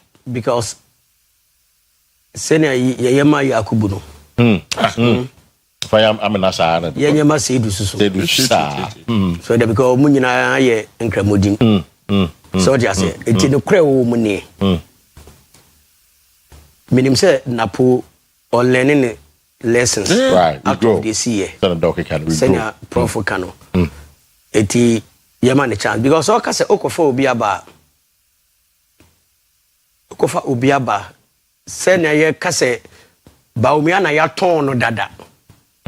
So they say it won na abrewa bia wotini fie atini din in the same vein Napo na ya ton no dada as a running mate as running mate eti sa analogy ni ye adwuma de a ene mo man nye adwuma ma Napo because edin bia air fly no a ene na namwie mu a ye ba no e dangerous MPP ana Napo ayi ever dey say baumia onwene nko achiri right no ano no but that's it for pay yeka school ho asem ne Napo education ho asem media me kanfo St Andrews High School e dia maw wo oba no anakra no wentimi entwa wasina don't worry St Andrews High School ebeboa no amana timi etwa mama no wonderful tuition amana timi etwa ne yepa in fact almost your admission to SHS3 student you know and then I come back to SHS3 you know quickly na onkosua no mani nyina no sua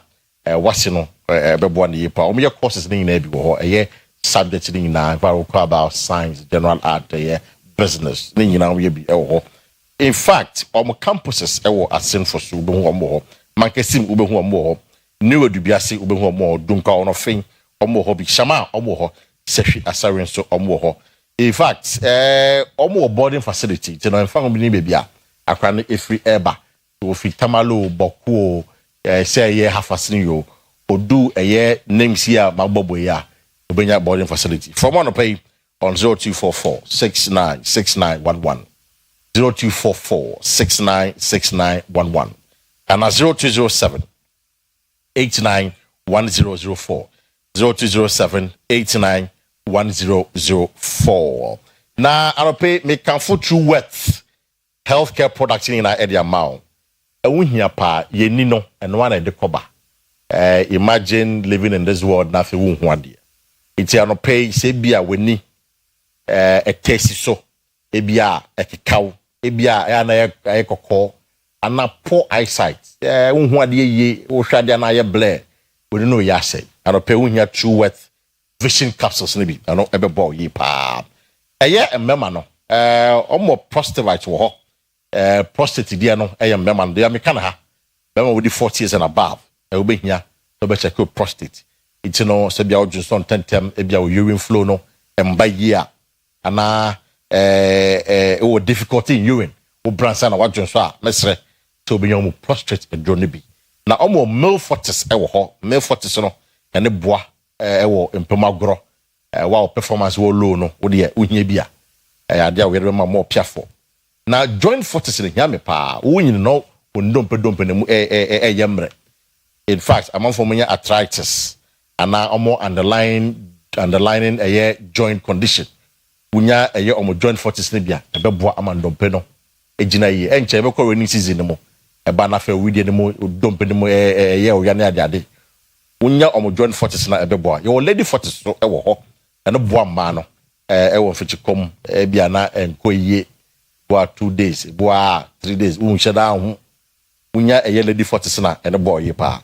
Tano more active core cleanse, and also boa emma e wo horo e wedi anim wo moja na be horo mu kama be clean mu kama fibie wo mbe be ye fre ho wo intestines no fibie wo mbe be ye fre ho na se bia why constipated and I say why kesa boro so a and also so be active core cleanse bi e buso for Freddie Men's here ba obenye bi e wo ho Lancer chemist obenye bi in fact promise here ba ya se he ya or party bi ya se he ya I want to promise about Oba Obenye bi ewo na Bandit chemist any mixed herba any than the farmer no Obenye bi ewo from on pay on 0595 582 628 0595 582 628 and at 0558 724 302 0558 724 302 now for time minute me some yard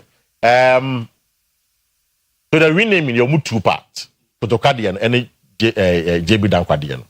Prof, the hen are befa. Now, me make trauma. Yeah, renaming your Kotoka and a old JB Danquadian and Abefa. Don't toma. Oh, JB Danquadian. Because you have found I expected so. And my car say, a percent be a mobile, insufferable for the dentist. Some more per se, a percent will be to be so. The Edry, a Brian Edry. See for the dentist. And so I say the University of Mississippi for University of Ghana is iconic. Right. Even the name itself is iconic. Right. Don't go change anything. But JB Dankwa, you should know the history and the name and then the modern more University of Ghana politics is bigger than JB Dankwa. Yeah. The name University of Ghana is bigger than JB Dankwa. Really? Yes. Oh. It's bigger than me. It's bigger than the president of Ghana now. It's bigger than anybody. Wow. Let's not touch it. It's University of Ghana. And Professor Montias said, this is she said, the didn't to two universities to 10. Huh? And then people want to, and go for to the area. They do what we call acronym. Yeah, acronym, yeah. Why do they do that? That's why the length, they want a short word that could easily be what? Remember, record, easily record, yeah. And a CK no, C no as a K no D, a tell them with the, and at the end, development, we no person bring to America or the Canada, you know, or the or no person can very University of Ghana, no, just or will be the. I can't appear Minka University of the hero, I see about my bass. Of course, I have no problem saying about my bass. But there are bodies in the university. University that be a caution.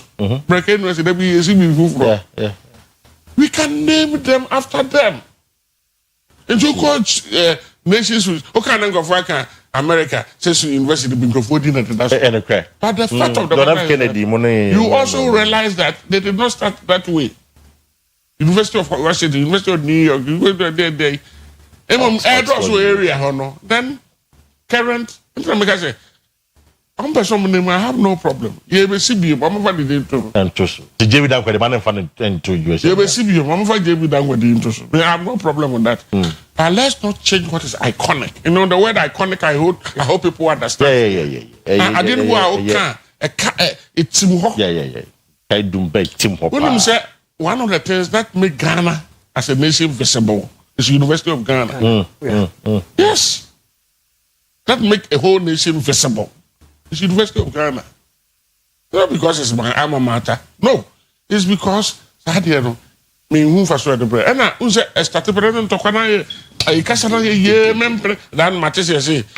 Kotokadi. I'm gonna focus actually. And I said, almost in Frank in Kennedy to so. I am funny be no more. Yes, you could say big Gambian funny thing to so. You see. Into no Ganti or Nagadi, I'm gonna put to muy young than me. Maybe actually, maybe yes, with the come over and say, maybe actually, I see a year group. But yes, oh my God. Anyway, I have to take some right. We need to go forward. Right. Machase for. Doc, the Hinagina, the old faculty guidance over Becafra. With you. Say your mama Kafra. With you. Kwesi.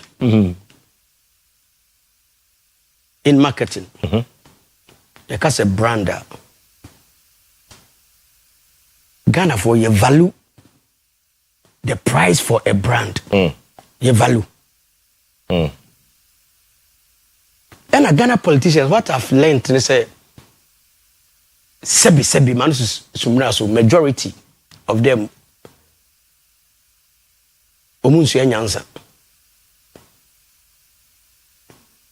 over 57 years, so they say the brand Kotoka are selling all over the world, so they say if we are seeing in our BNM and a brand no so no how to pronounce the brand no the name no it's a plus. So what you say? Na minim say enka brand no mpo mu change as Kotoka no. Ye change dia ne bia yakonya organization bia. Omo se Ghana ye hu se mo airport se na tentie pese ye sibe mu kakraka na ye di ye din ebeto so. Sana be investment yes kwani pa benya adwuma ye. So what you say? Yes nipa benya adwuma ye. Ena yes, Pandi airport no so what you say? At the income ebe bre o mine no. Yes, it's a Kotoka no. We say a cost to the nation. He's a cool leader in the history of Ghana. Cool leader that was or two a democratically elected government. Yes. And you say a boss at the banana. Kwesi. Obi obekasa asim ni bia ka tell me say a fallacy. Said them. Because at that time no omu ye cool no. Kotoka was an important person. And you mfiti ano mode to no. At that time no. I say ye ka say in the next 10-15 years ye nana money ye mano e fa ye tape no mu botia ombesre. Say da it una kontra o kasa azemu. Wo de ohun ya na ka wanka. Sana Kotoka de no akwakoye. Eti ube change name no kra no. So they say who change name no say a cost to the nation. Right. Ubi bia be change. Ubi bia be sisa. Now afena ye be advertising the new name. And see a cost. I'm say Accra International Airport. Na say eye Kotoka International Airport we e de adwuma brega na fo. Who change na Accra International Airport no. Sa na yekoye Ohijan. Because Ohijan enye nkra ni ntino. Mukoye no Accra Sports Stadium.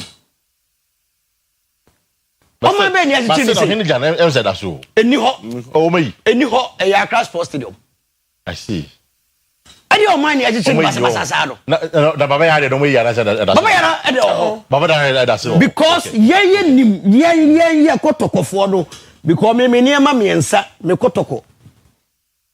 E ka ho. Ye kotoko no ye nim dia baba ya ra be ye. Kotoko.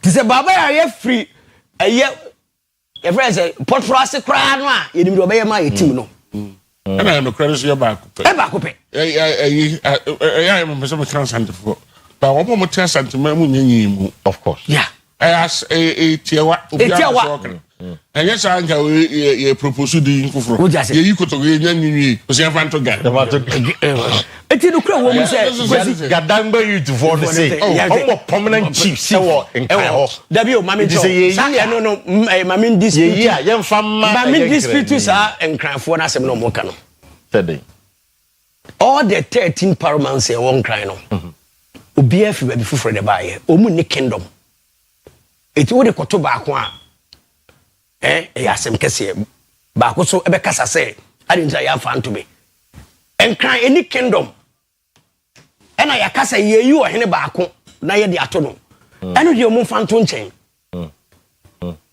ade ehia ne say Ghana for padwuma ye mo madwuma no mo madwuma ne no munyai ada whoever what trase kwa odwe sa asem we no dede no de amo obo ayi abo man mu o say di pakwa kwa lusu na dwuma ena ne kira ya no quarters no way. I think it's an agenda. Yeah.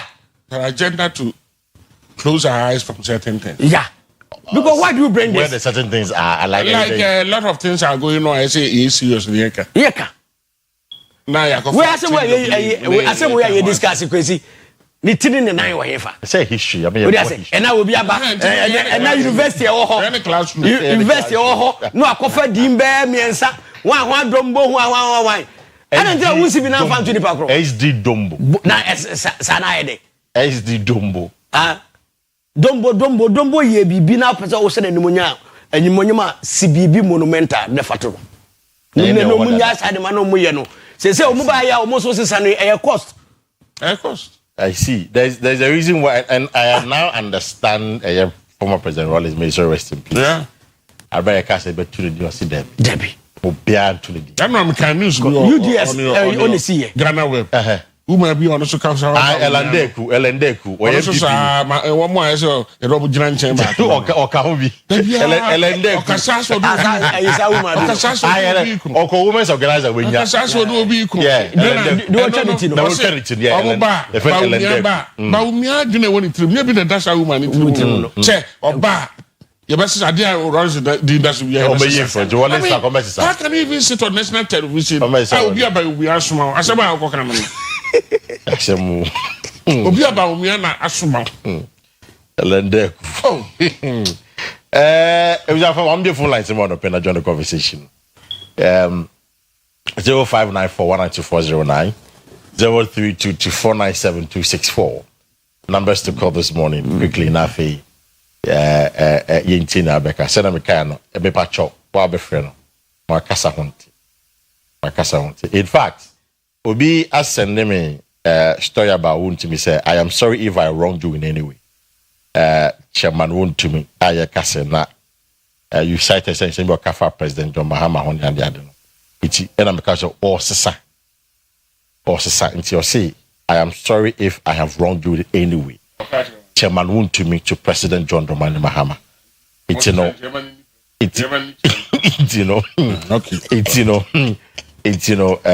where you need some wakache or President John Mahama. I say if I meet Mahama, he's our president. At the time he was contesting, I had to work for my party, but now he's our president. So I would tell him is the same way Akufo-Addo handed over to him. We should also hand over to Dr. Bawumia. But once again, sometimes we are not above asking for forgiveness. So if I have offended him, I am no bigger than asking for forgiveness. If I have done anything wrong, willingly or unwillingly, I will say I am sorry. Hello, good morning. Good morning, Paka.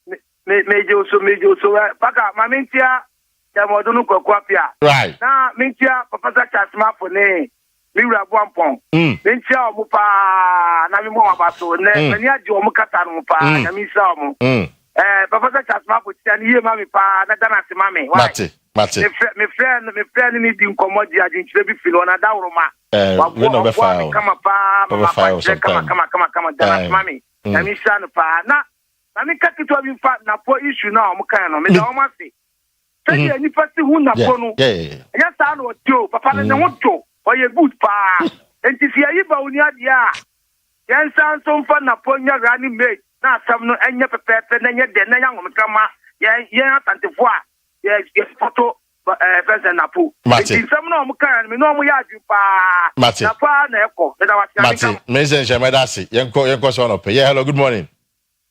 Hello, good morning. Yes, I'm Bashir Force and Afrifin. I'm Patrick from Transmission. Great, you're on Peminia.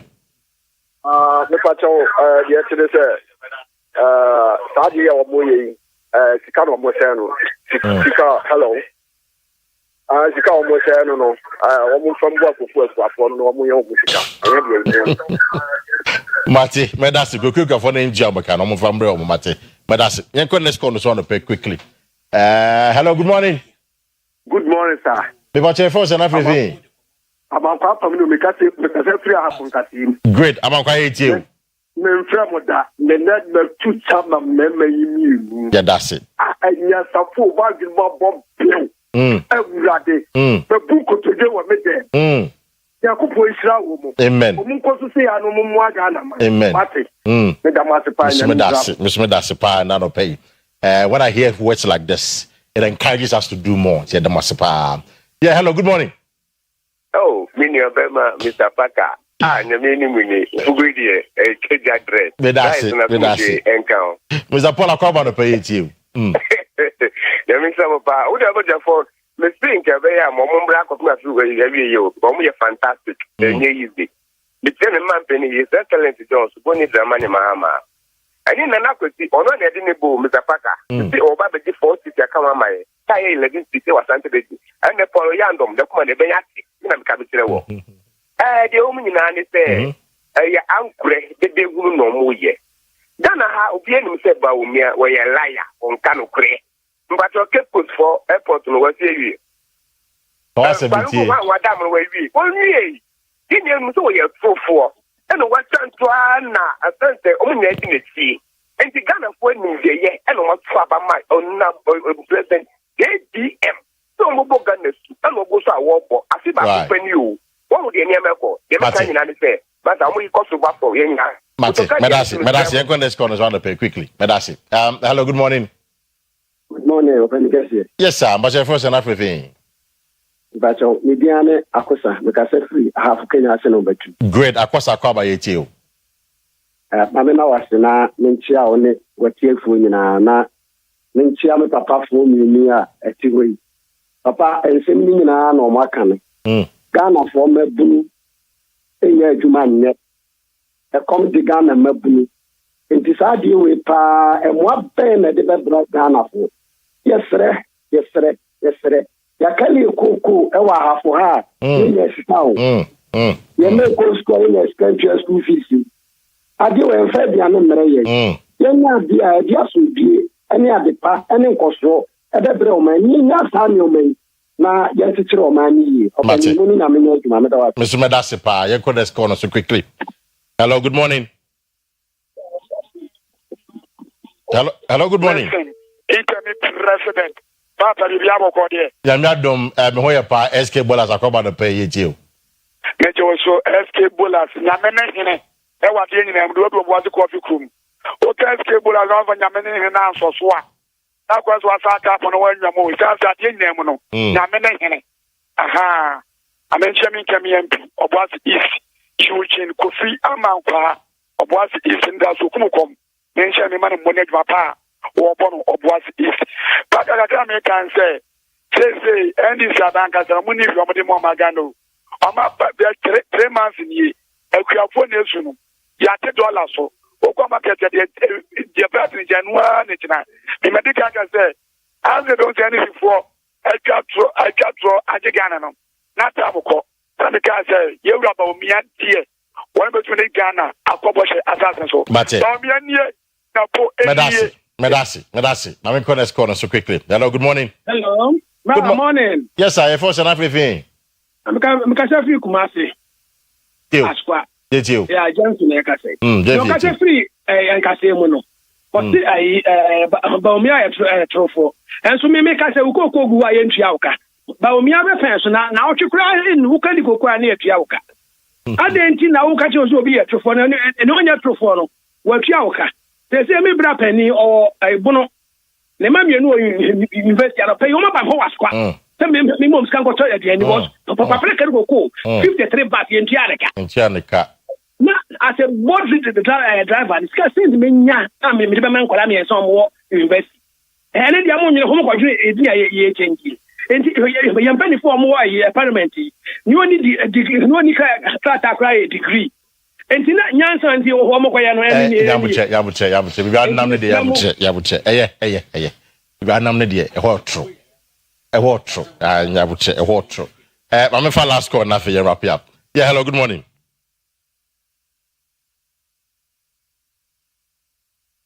Yeah, for last one, wrap up. Yeah, hello, good morning.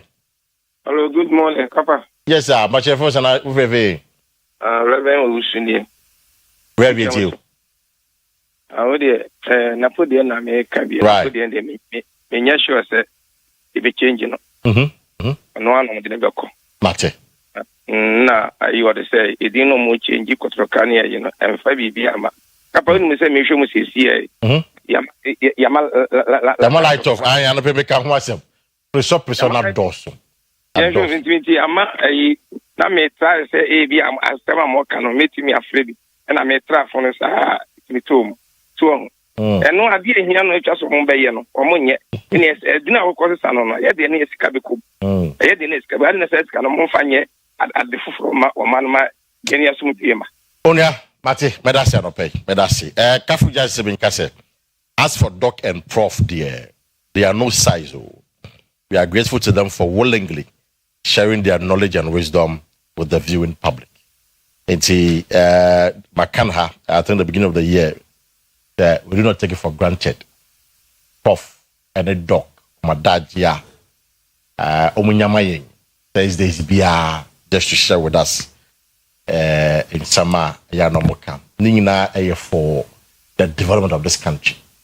Asaya kasa nyina no enya bibia ntia but say nyina pesa Ghana me fa no to mapa ifra ye ba be ko doc o final words na fimba prof final words no ye last week say omoton Thursday no oh omoton ye Thursday paka na den go omoton na ene kuam omoton dia ko ya ma me wa do really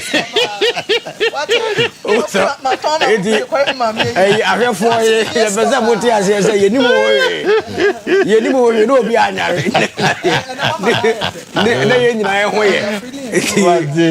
What do you hear me? What the prof? Final words there go. Oh, yeah.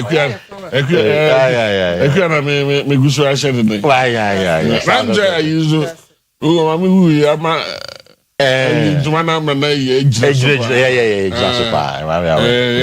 mama mentengu. Obi say first time me and na my confused me say was it first time we deal with me say was we first time no I today we be our maybe. All right, James Afo your corner very Yangwe. I bet was so sad and she had the brain. I was here, sorry, my sometime with Pechampo and a sports crew no Efamotoso. Namia, I don't know the young Quachina, the Bebamia poem for the week, the Buja and Beba.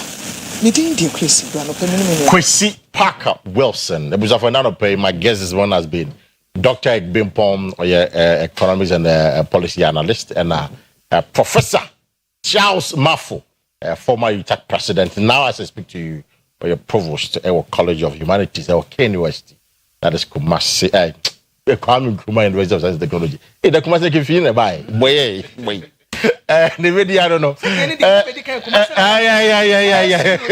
I said, Kwame Nkrumah University of Science and Technology. We have a much now. With another edition of Orbit. The winning us. Have a good morning.